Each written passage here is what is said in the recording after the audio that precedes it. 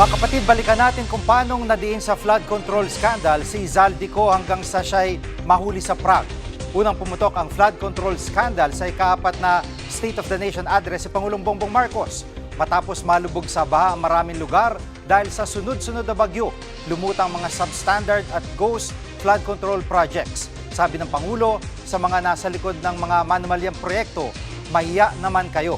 September 2025, pinangalanan ng kontratistang si Curly Discaya, si Co, na isa raw sa mga mambabatas na nanghihingi umano ng kickback sa mga proyekto.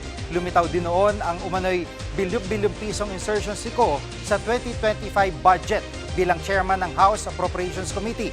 Noong mga panahong yun, nasa Amerika si Co para magpagamot. Umalis siya ng Amerika noong September 13, 2025 pero walang impormasyon kung saan siya nagpunta. September 29, nagbitiw si Co bilang kongresista. Dito na rin nirekomenda ng ICI sa Ombudsman na magsampa ng kaso laban kay Co at ilang opisyal ng DPWH kaugnay ng 289 million pesos na flood control project sa Nauhan, Oriental, Mindoro. Matapos ang ilang buwang pananahimik, nagsalita si Co sa nilabas niyang mga video noong Nobyembre.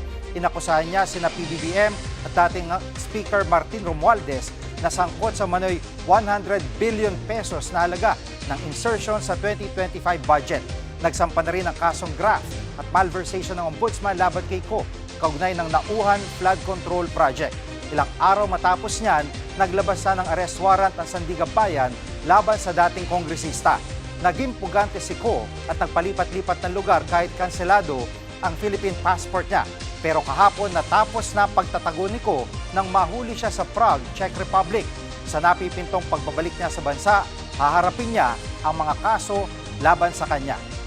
Mga kapatid, Jig Manikad po, pagdating sa mahalagang balita sa loob at labas ng bansa, dapat una sa lahat, mag-follow at mag-subscribe na sa social media pages ng News 5.